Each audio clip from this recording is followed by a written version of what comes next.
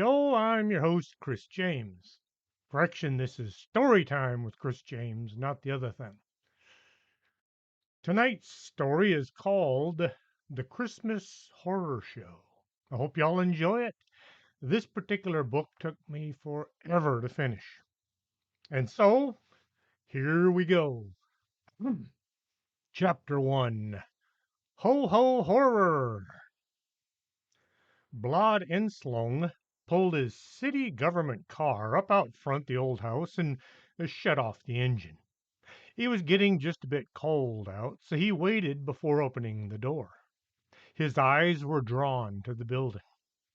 It looked like any one of the dozen houses found mixed in with the city's residents, each and every one slated for demolition, just like the one he had just been to.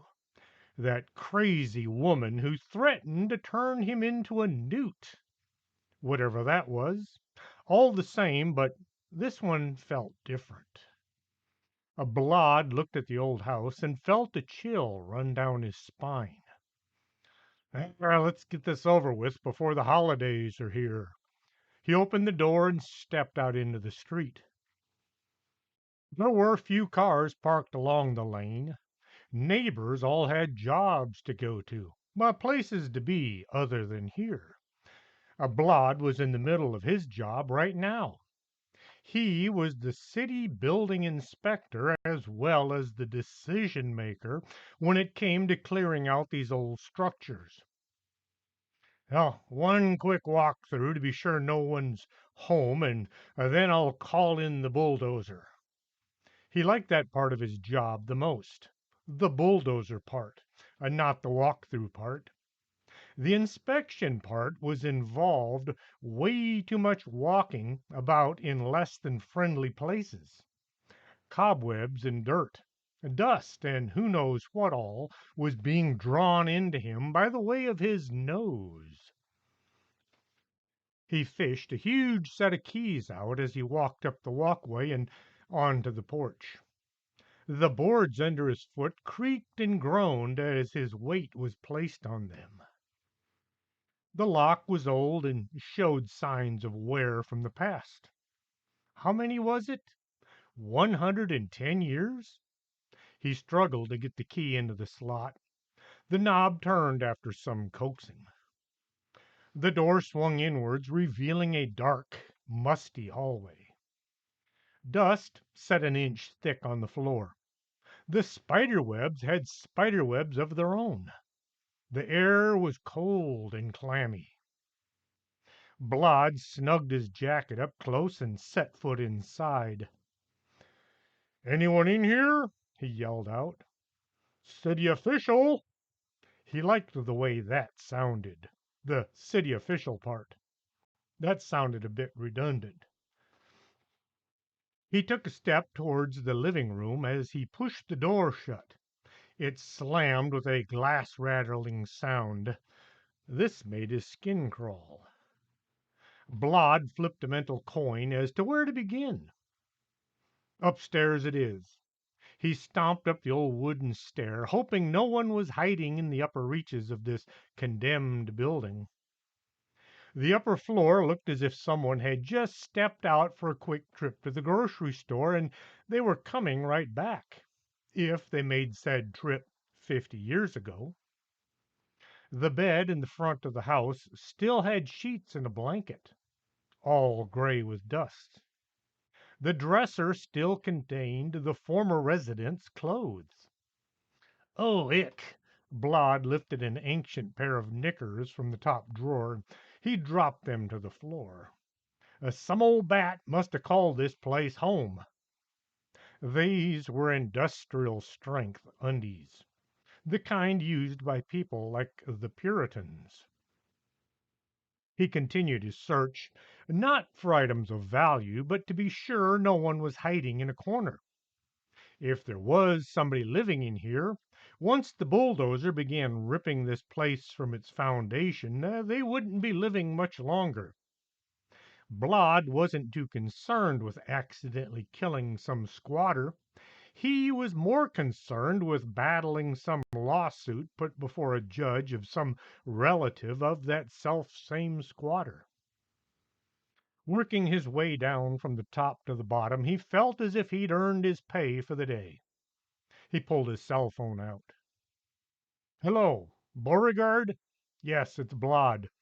The house is a go. Start knocking it down and don't stop until it's nothing but a memory."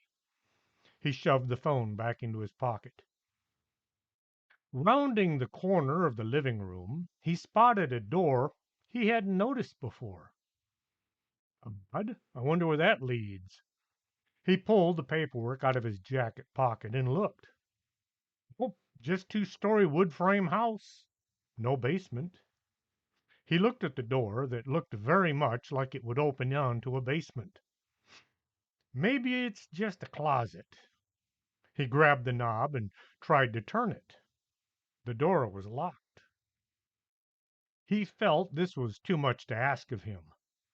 The key ring he had several keys that looked as if maybe one of them might fit. One did, and he pulled the door open. Stairs trailed away into the darkness below. "Anyone down there? You better come out. This place will be torn down, and you with it." He listened. Nothing. Last chance. He considered heading out the door and back to the office.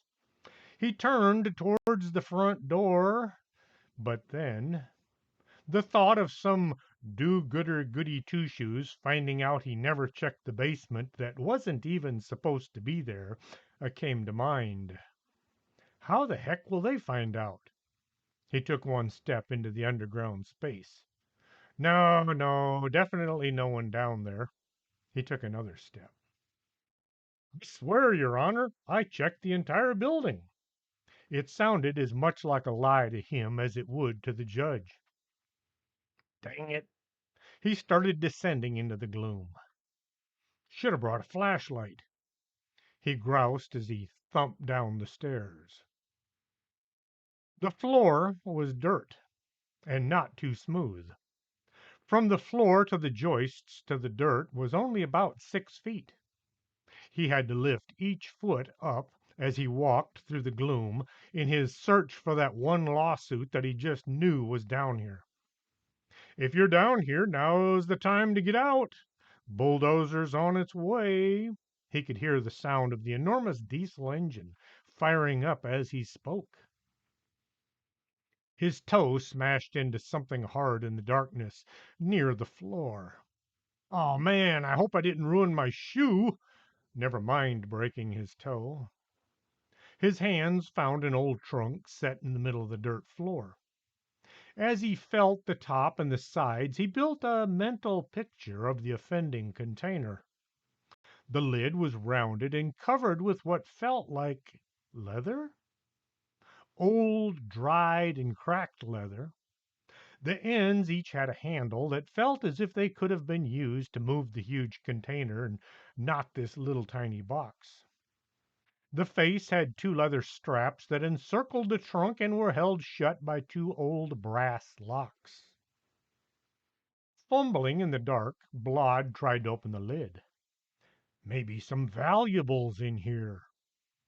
He listened as the bulldozer engine let out its throaty growl.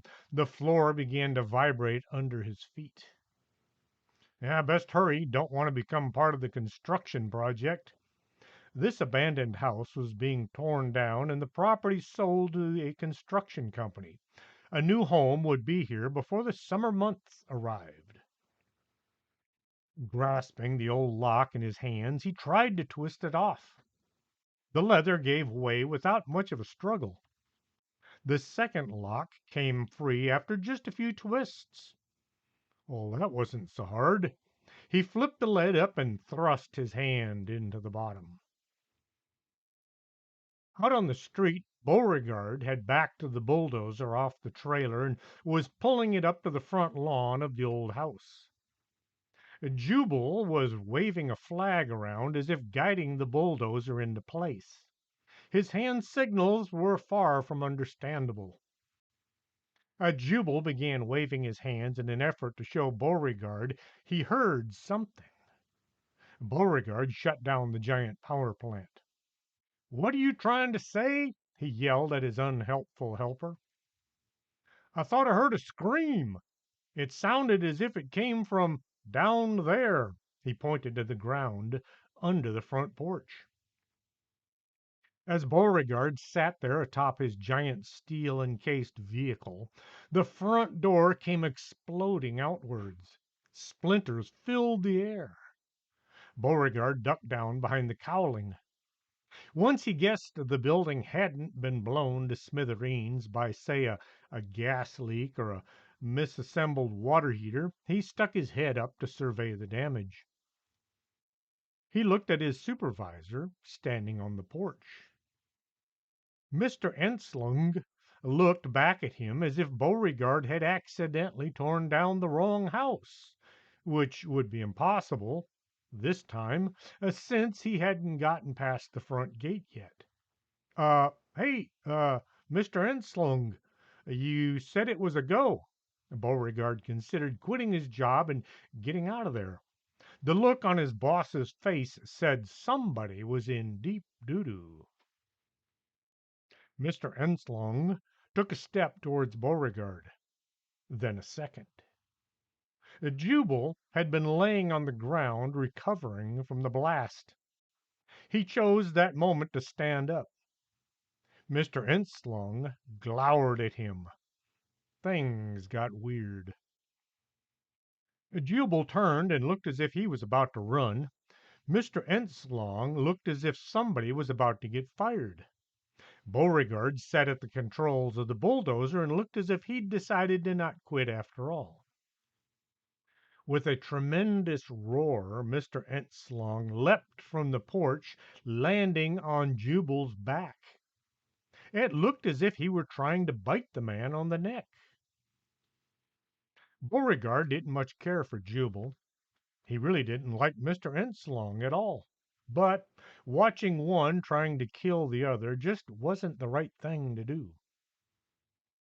"I don't think this is within the parameters of our union contract." He stepped down from the dozer and tried to come up with a solution. There was a shovel laying in the dirt near where Jubal had been standing. Beauregard reached down and picked it up. He looked at the tool in his hands, and then he looked at his supervisor trying to kill his unhelpful helper. What to do? What to do? He swung the shovel and hit Mr. Enslung in the head. The resounding clang was what you would expect to hear as someone's head was caved in by the blow. Mr. Enslung looked up with a vicious snarl on his face. Uh, Sorry about that. I was aiming at Jubal."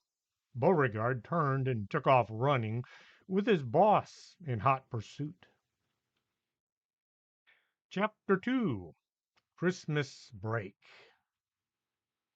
Pam sat trying to look as if she were paying attention and not looking at her watch. It was probably only a few minutes from the last time she'd had a look. The day was dragging by with a vengeance. She looked over at Sandy, who was now a decent distance away. Their desks were no longer bumping up against one another. The school had made an emergency move and brought in some mobile classrooms. Temporary units, either new rooms could be built or the extra 285 students graduated, which looked as if their grades might take a while, or they simply dropped out. The board had been forced to hire some extra teachers as well. So now the regular students, anybody who had not been under the spell of Mr. Thresher, were back to their normal-sized classrooms. Pam was just amazed as well as glad as she'd somehow managed to stay in the main building. If Pam had managed to churn up the pluck to ask, she'd have been amazed to find out that Mrs. Grampus had been offered the removal of Pam in exchange for one of the new old students who showed at least a tiny bit of promise, But the teacher had opted to hang on to Pam, as she'd grown fond of this weird student. Over the holidays, I expect you to try to maintain some of your scholastic endeavors. Pam wrote this down, and then she leaned over to Sandy. What are scholastic endeavors? Endeavors, activities. Sandy might not be the best behaved student, but she had a huge vocabulary to go along with her A average. Miss Grampus watched the exchange between the two, but opted to ignore it. It just might involve some weirdness, as she didn't much feel like handling this close to vacation. The bell rang, and the students all tried to get out the door at the same time. Pam looked at her watch, even though she knew it was 9 a.m. Man, I wish it was 3:30 already. Now that the overflow of students had been taken care of, the need to hurry to the next class had been removed. Pam took her time as she imagined what she'd do over the Christmas break. Sleep late was at the top of the list. Move her things back into her old room was not all that high, but still it was among the top 40 things to do. Now that the Bellums had moved back to their house, Pam had the guest room all to herself. She still planned to move back to her room because all her things were still in the closet. She thought about that ominous groaning sound coming from the door. The weight of things stashed in the closet was beginning to take a toll on the door. Maybe, just maybe, she should see about opening the door and sorting out her collection of wants needed, not so much items of clothing. Once again, I'm going to say go back and read the other books if you want to know what this is all about. The Bag Company, for a start. If you've already read the whole series and still don't know what's going on, try reading them again. The more Pam thought about her closet, the better just staying in the guest room sounded. Maybe I could get Dad to just board up the closet and pretend the thing doesn't exist. This sounded like a much better plan. Plopping in her desk, Pam checked her watch just to be sure it wasn't 3:30 yet. In home ec, Pam was in the process of baking a pumpkin pie. She knew what a pumpkin pie looked like. She'd seen them, as well as eaten them her entire life. She just couldn't figure out how a jack-o'-lantern could be used to make an edible item. So far, she had the crust smoothed out on the counter. It refused to take a pie-like shape. Here, let me help. You need one of these. A Jackie Springheel held up a pie pan in one hand. Pam looked at her former persecutor. Jackie was one of the in crowd. In fact, she was the in the in crowd. Up until that day, she was eaten by the giant onion monster. Today, she was wearing an old beat up looking school uniform. Her hair was pulled back into what looked like a very painful ponytail, and she was lacking any kind of makeup. The in crowd had found a new host to glom onto.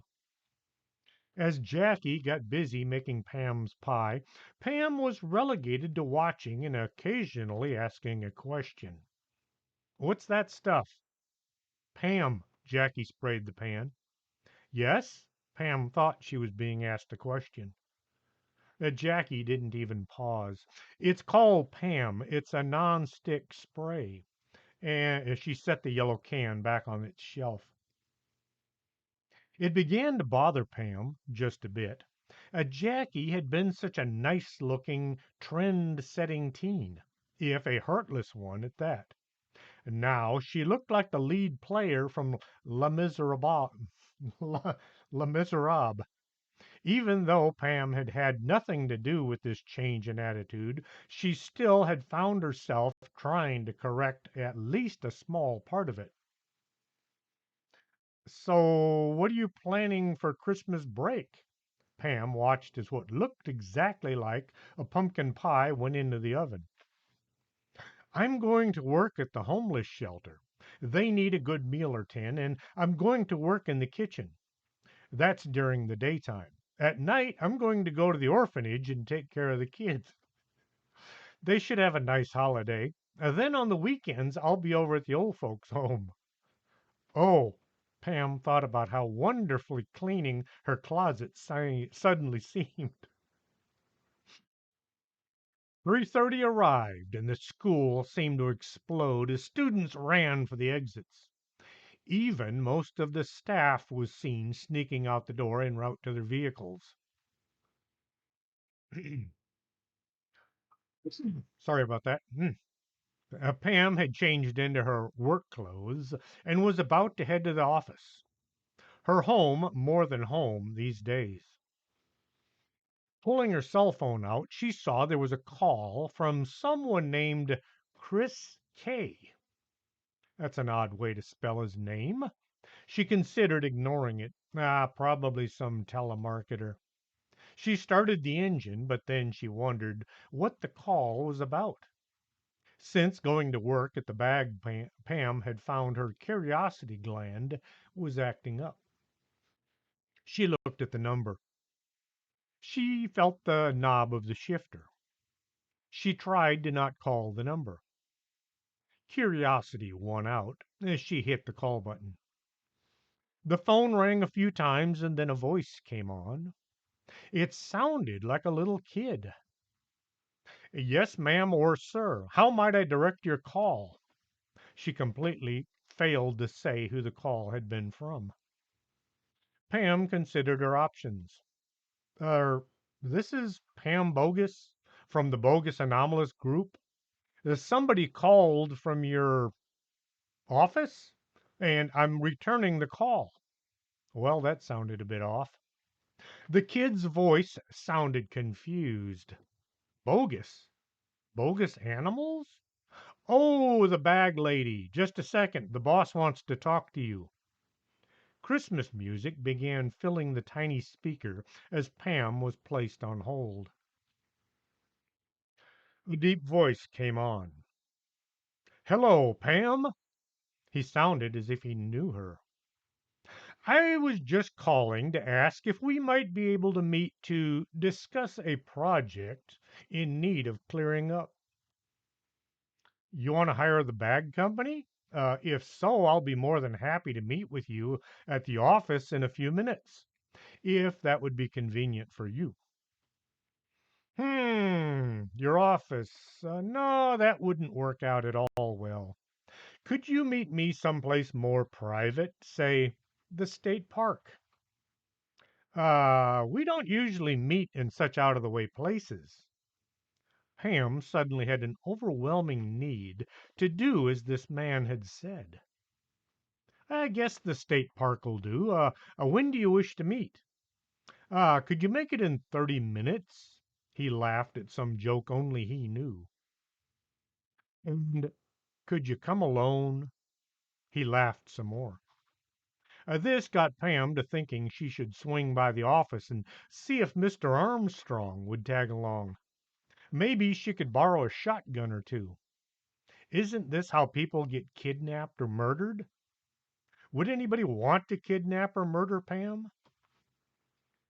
Before she could say no, she said, Sure, I'll be there in 30 minutes. And the line went dead. I hope I'm doing the right thing. This was becoming a constant thought. Being the middle of December, the air had grown cold. Well, cold for Texas. It was 78 degrees out, but Pam had grabbed her jacket and hat just in case. As she drove out to the lake, she ran through what she might find once she arrived. Some crazed mad scientist bent on destroying the world? Why would he call her? A serial killer. Did they make appointments with their victims? Did they have secretaries? It wasn't the government agent, Smith, just showed up and hijacked her any time he had an inkling. The only way to find out is show up and see. Once more, Pam hoped she was doing the right thing. And that was the last time anyone saw our intrepid heroine. Knock it off, Pam said to herself. I wish I could get rid of these voices. The drive out to the state park and the lake was mostly pleasant. A few people were heading out this way. Pulling up at the headquarters, she rolled down her window. Miss Bogus, how's everything? This was the same park official Pam ran into every time she came out here. Hey, Mr. Park Ranger, I'm meeting somebody out here today. Anybody come in the last few minutes? He grabbed a clipboard. No, nobody's been in since noon. Maybe they're running late. He took Pam's park passport and did all the paperwork. Pam had a lifetime pass to all the parks in Texas since handling that little incident involving the haunted outhouse. Now that's odd. I just found a note saying you're to meet somebody by the shower house by Brown's Point. Here's a map. He passed the map of the park with the area circled in pen. And your permit, which is good for the next 72 hours. The permit had a piece of clear tape so it could be attached to the windshield. He scratched his head. I don't know how it got there, but it was on the clipboard. He looked around and knowing he was the only one in the office. Pam looked at the map and took the road over to Brown's Point. She drove by campsite number 42 and looked to be sure the old ratty RV was gone. The Puckwudgies had moved on to some other location. As she pulled into the parking area near the shower house, she saw a huge limousine parked next to the building. It was red, which is a color seldom seen in limousines. The windows were all darkly tinted. As she stopped her pickup, the driver stepped out and walked to the rear passenger door. His suit was bright green with gold piping. It reminded Pam of a certain leprechaun she'd just had for a client. He looked at Pam and waited.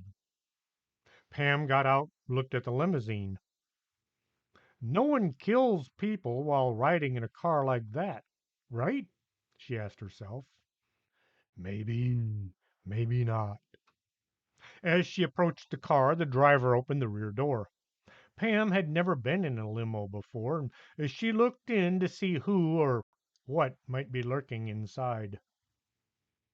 The man sitting in the back was rather large, round, and well fed. He had a long white beard and a huge smile on his face. Pam felt at ease looking at him, even though he was a total stranger. A young woman sat in the seat facing him. She held a notebook and was talking into a headset. Her business suit was green with gold piping as well. Pam, good to see you again. Have a seat. He patted the leather beside him. This is Marge, my assistant. He indicated the young looking lady. Have we met? She slid into the dark, warm interior. Yeah, December 25th, 5 years ago. You had on your pink fuzzy pajamas. Pam thought back to try remembering. Pink, fuzzy, 5 years?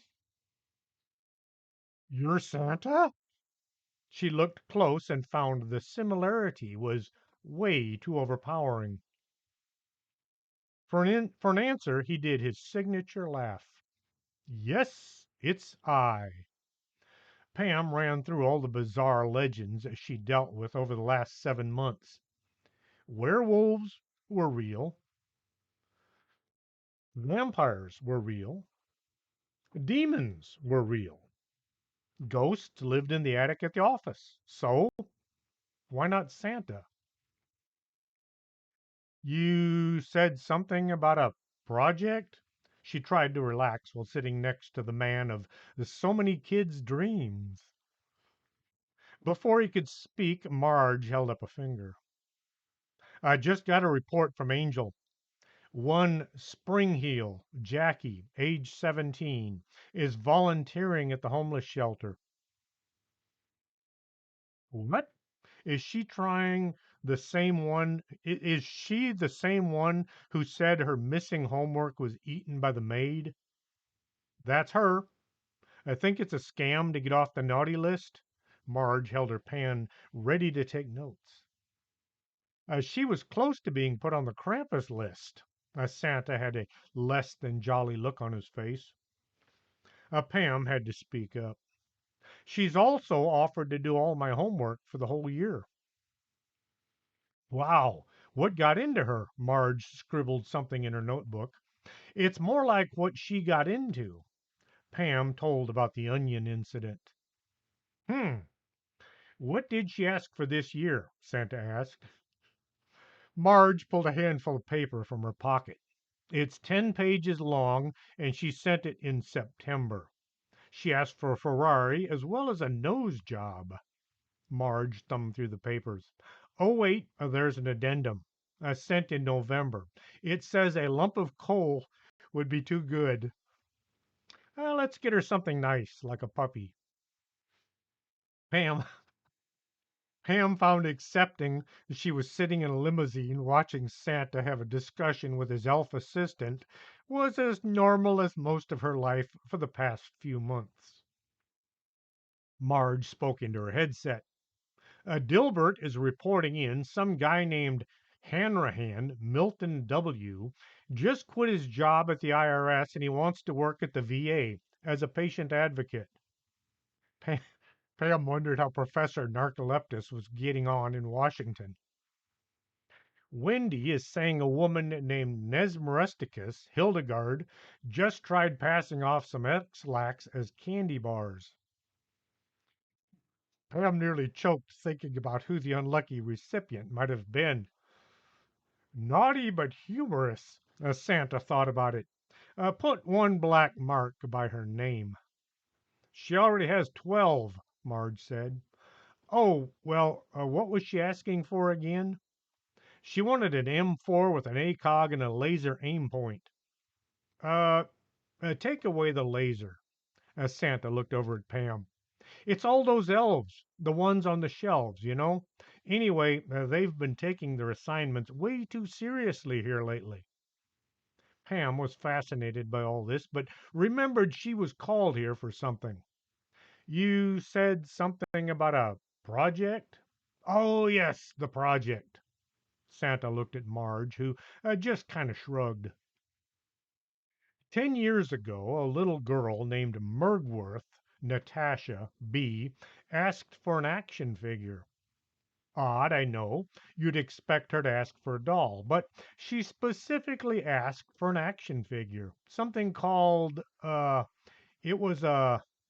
Marge pulled a thick file folder, stuffed full of papers, from her other pocket and began flipping through it furiously. A beast lord grub of the planet Excelsior. Santa put up a thumb. That was it. Kind of weird, but she was very adamant. He ran his fingers through his beard. It was difficult to find. We looked everywhere. I always thought the elves built everything, Pam said without thinking. She did a lot of that. Marge just gave her a look. Santa gave out a laugh.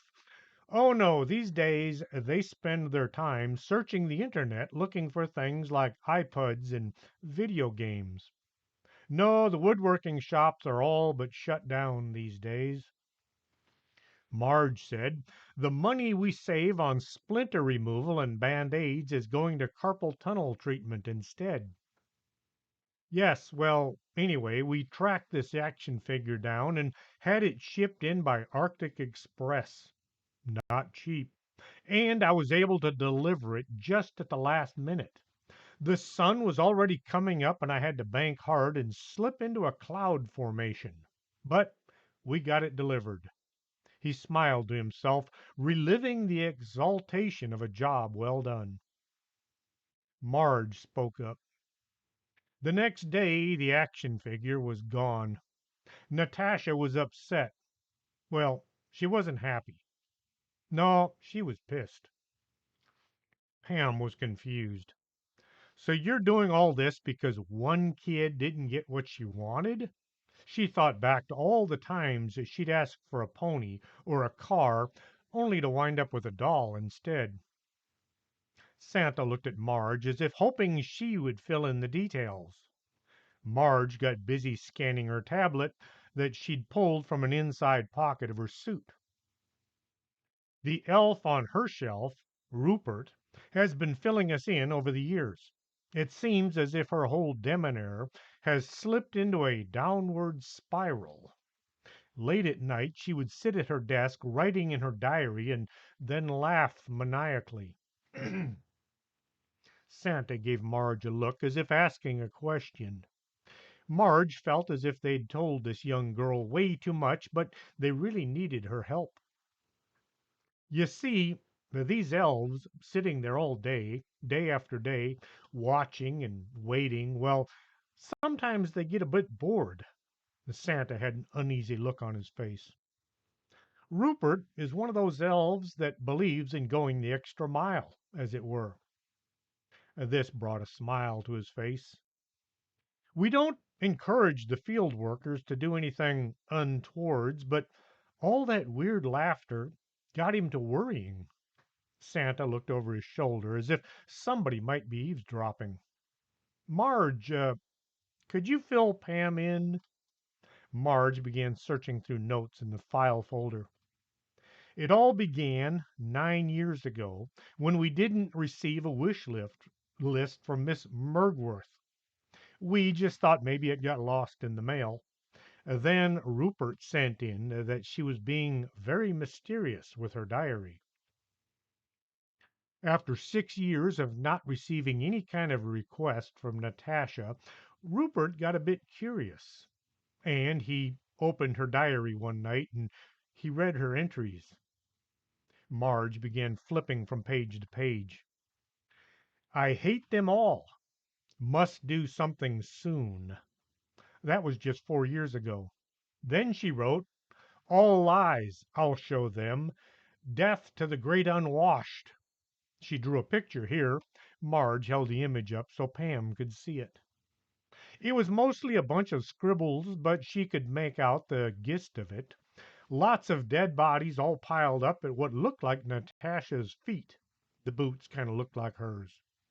Good Lord, that's an evil looking thing. Pam was shocked. Marge flipped to the next page. The next weird entry was in November, right after Thanksgiving. It said, I now know what I must do. Marge flipped a few more pages. Rupert said he found several recipes for stuffing with notes scribbled on the edges.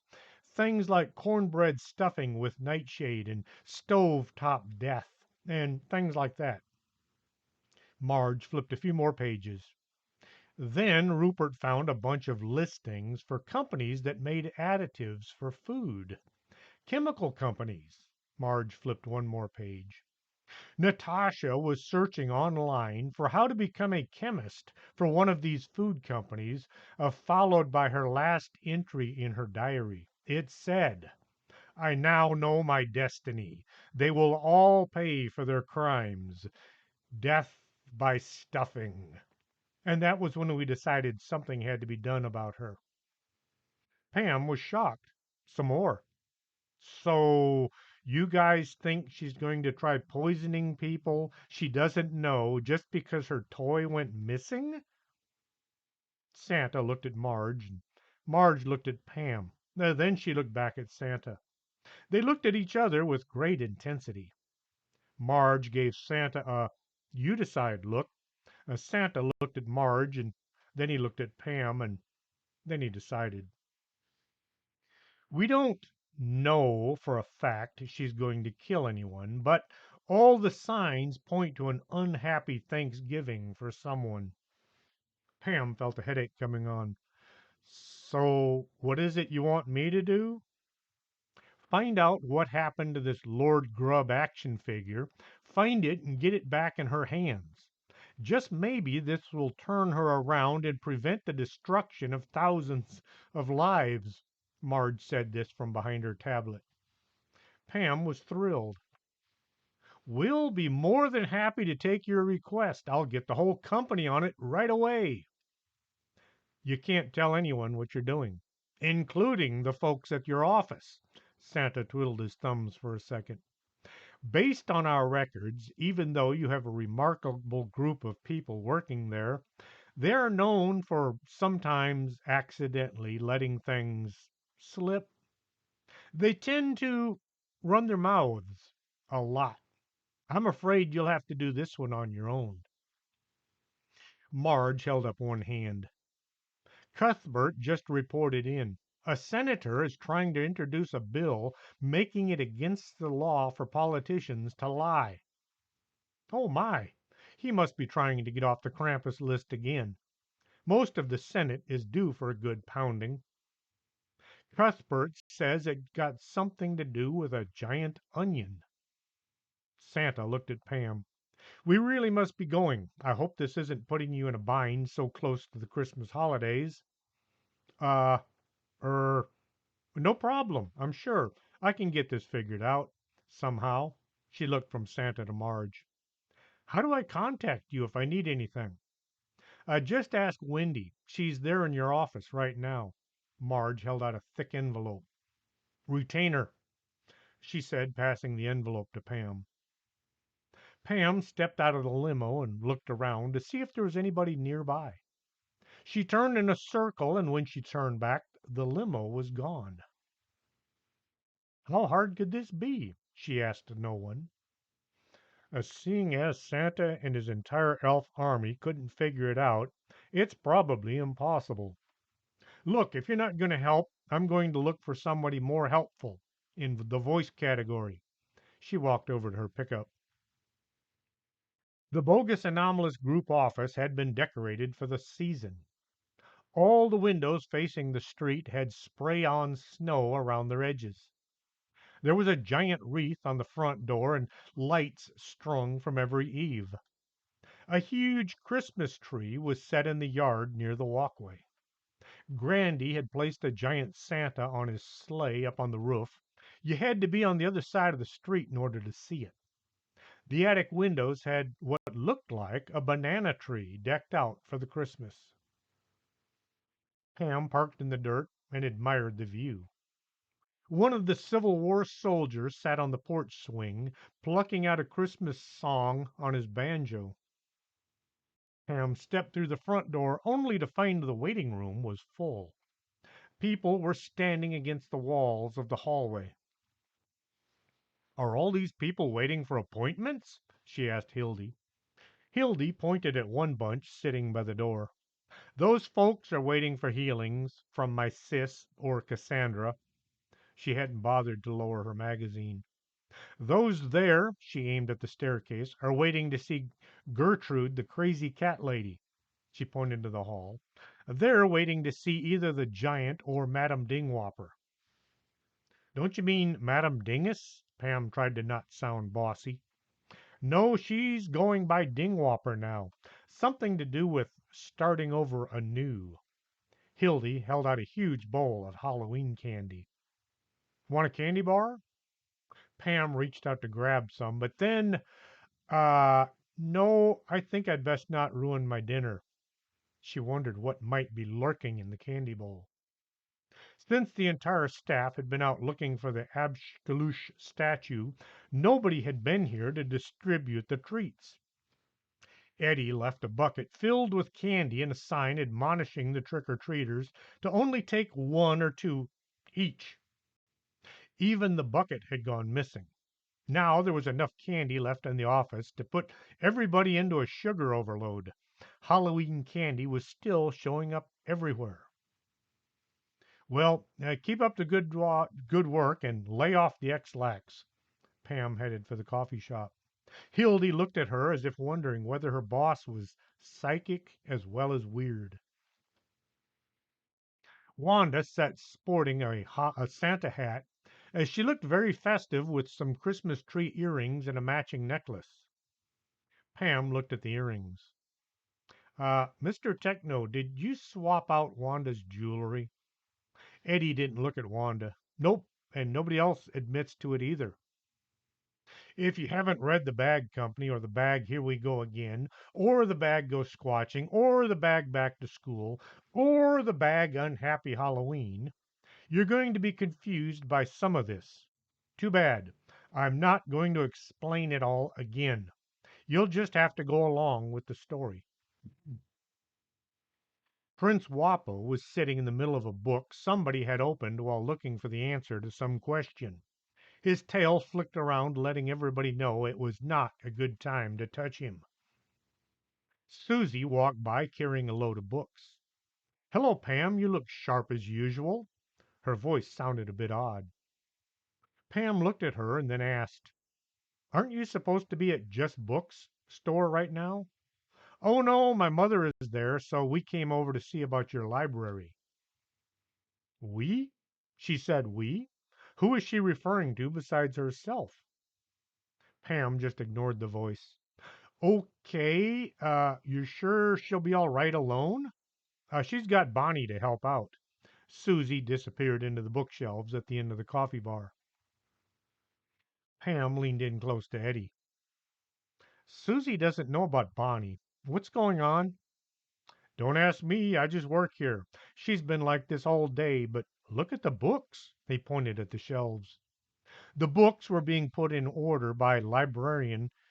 The books were being put in on an order any librarian would envy. All the spines were lined up with the edge of the shelves.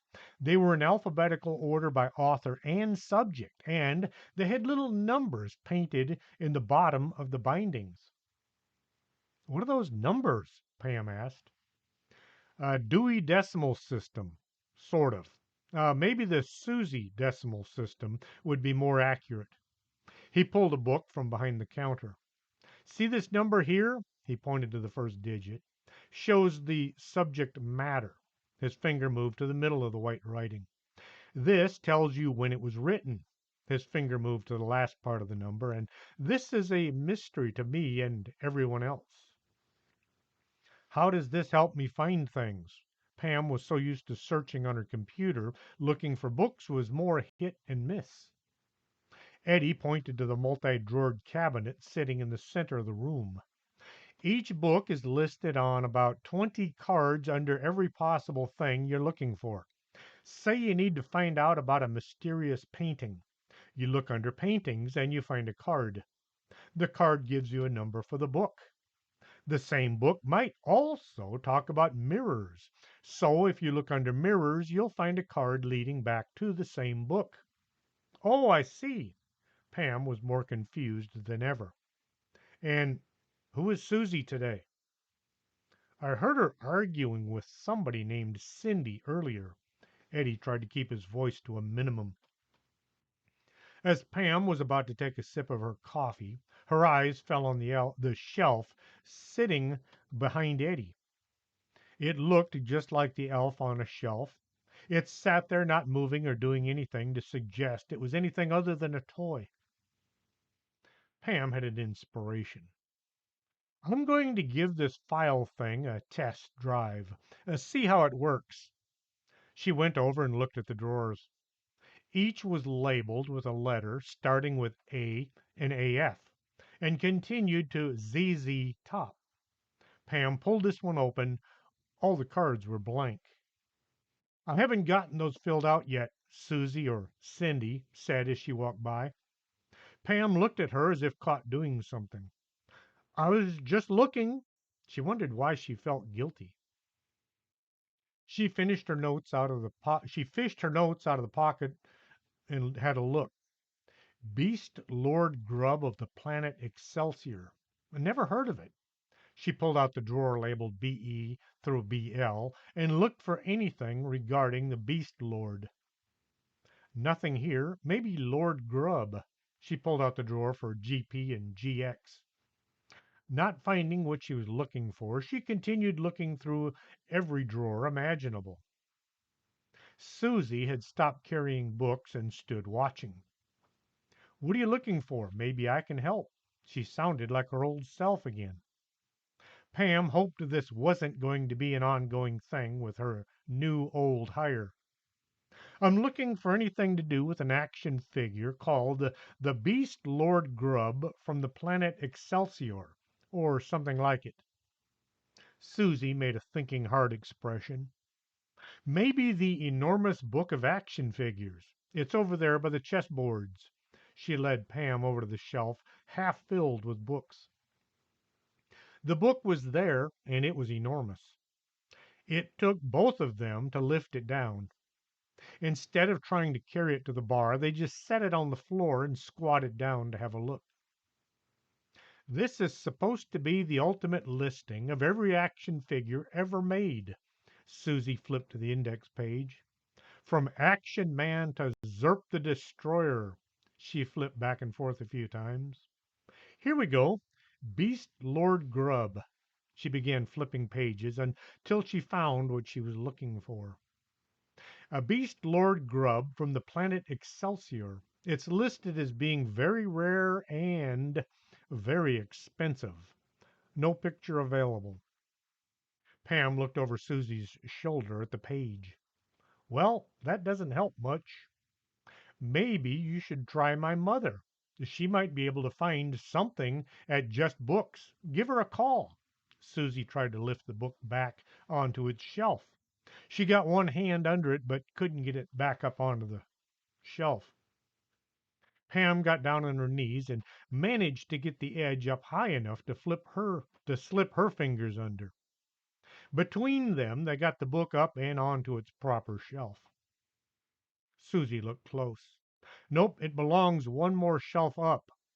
Pam looked at the book. Why not just leave it there? It's out of place. It can't stay there. It's wrong. Susie sounded as if she were about to panic. Okay. Let's get it in its right location then. They managed to drag the book out and, using muscles seldom used, got the book up one more shelf and into place. It needs to be there between those books. Susie began to drag it out once more. No, wait, let's just move the other books. It will be easier. They got busy pulling the other books out and moved. Pam walked out to Hildy's desk to use the phone. The waiting room was still filled with waitings or waiters, but they looked to be different from last time. Maybe we should see about getting some more chairs, she told Hildy. Lifting the handset, Pam looked into the library and watched as Susie walked along the counter. Pam dialed the number for Just Books. It rang several times before being answered. Just Books, how might we help you today? Pam looked at the handset, and then she looked into the library at Susie. Howdy, Mrs. Hatchet? Yes, this is she. Oh, this is just too weird. Shh. Oops. Not you, Miss Hatchet. I was talking to someone else. So, how might we help you today? Pam tried to explain what she was looking for and not give away any details. I'm afraid you'll have to talk to my daughter, Susie, as she should be back here Monday. Okay, I'll do that. Pam did all the thank yous and goodbyes and hung up. Wonder how she did that. Pam looked at Hildy, who looked back at her. Pam got home just before dark. The front of the house looked festive in the reserved kind of way. There were a few lights strung across the front eaves and a nice big old wreath on the door. Inside, the Christmas tree was decked out with hundreds of ornaments, all collected over the years. Pam hung her coat in the closet and went to see about dinner. Her mother was just putting things on the table. It looked so empty with just the three of them there tonight. I hope you're not planning to spend your entire Christmas vacation at the office, Paula said as she set things on the table that were not rice or beans. They'd had their fill of both of these dishes. Pam tried to say something, but it all came out as maybe. Once the dishes were washed and dried and put away, Pam ran upstairs to her room and got on her computer. She began searching for the Beast Lord Grub, etc., etc. It looked like it might take a while. Normally, when you enter a search on any of a dozen search engines, you get results. Pam got zip in regards to the Beast Lord. She tried different combinations of the name, only to get less than nothing. Chapter 3. More Nasty. Patrol car raced down the street in pursuit of the suspect. Suspect?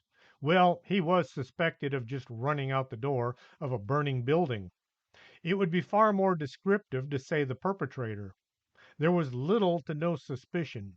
He was still carrying the gas can. The car raced down the street and hooked a hard left as the running man began to vanish into the night. The patrol unit was having difficulty keeping up with him. A dispatch were in pursuit of an adult male about 5'8", middle-aged, overweight, dressed in a suit and tie. And Nancy Hildenpfeffer hooked the mic back in place. That guy can move for such a fat body. Her partner, Hatch Grits, was driving and was busy trying to not lose the perp or spill his coffee. He's not that fat. Hatch tried to suck his gut in a bit. Rounding the corner, the car skidded on the pavement and made fast car tire sounds. Nancy felt the centrifugal force push her into the door and squeeze her pistol into her right hip. Just ahead, the man was still running. His gait was beginning to get a bit unsteady. The patrol unit closed on the man as he began to weave back and forth as if running out of steam. He dropped the gas can as he came to a stop. The two officers were out of the car as it was still skidding to a stop. If you run from the law, you'll just go to jail tired. Handcuffs and tasers were offered to the guy, who looked up as if he just waking from a dream or a nightmare. What? Wait, where am I? He didn't have to remain standing, and so the two uniforms slammed into him and gave him a nice soft spot on the street paving to rest on. The cuffs were slapped on. One accidentally wound up on Nancy's wrist. Her partner got busy unlocking the cuff and attaching it to the proper wrist. What are you doing? I didn't do anything. Hey, I work for the city. I'll have your badges for this. I want my lawyer. The two officers drugged the unwalking Mr. Enslinger to the waiting unit. Detective Lieutenant Mark Slott looked at the file folder, and then he eyed his perpetrator. He still smelled of gasoline and smoke. So, you want to try your fairy tale one more time? I told you, I want my lawyer. I'm not talking to you about anything. Blod crossed his arms and tried not to pout. We called your brother-in-law and told him what was up. He said, and I quote, "Too bad, so sad, you shouldn't have set fire to the city offices." End quote. Blod's brother-in-law, lawyer, just happened to be Artemis Gargonzola, who had had an enormous change of personality thanks to a giant onion monster. What? He should be here defending me. It's what I pay him to do. What am I going to do? Well, you could try telling me the truth and see what the judge decides. The lieutenant was so glad he didn't have to deal with Gargonzola, he was just about willing to believe this bureaucrat city official. I told you I was checking out a house due for demolition. I walked into the basement, and the next thing I know, your blue uniformed terrors were beating me up. Mark Slott just about had had enough. You weren't beat up. You tripped and fell. You have 27 witnesses that all say so. What about this huge bruise? Blod pointed to the side of his face. It looked as if somebody had taken a shovel to him. You were hit with a shovel yesterday morning. Mark flipped through the file. This is looking more like something somebody else should look into, he mumbled to himself. Pam was just enjoying not having to get out of bed so early when her phone rang. She felt around the dresser, trying to find it without opening her eyes. Howdy. I'm not here. Leave a message. Miss Bogus, this is Detective Slott. I hate to say this, but I think we, Lieutenant Slot? Sorry, it's just kind of early. She opened one eye to see the time. I wouldn't bother you with this, but it's not for the fact this guy took a shovel to the head, welded by somebody who knows how to weld, and it didn't phase him, so there you are. Okay. What do you need me to do? Pam tried to get one leg out from under the covers and onto the floor. I was hoping you could look into the building. This guy keeps claiming he was last in. The bulldozer operator took off and went on vacation, so the house is still standing. Detective Slot sounded tired. Uh, I guess. Let me see what I can see. Pam got number two leg out close to the floor. I'll send the file over by patrol unit. Let me know if this turns into one of those cases. He clicked off. Pam got the rest of her out from under the blanket to find she was still fully dressed. Well, except for her shoes and one sock. Long night. She looked at her computer. And with that, I'm going to take a break. Tune in next time for the exciting next section of the Christmas Horror Show starring Pam Bogus and the Bag Company. Until then, this is Chris James for Storytime.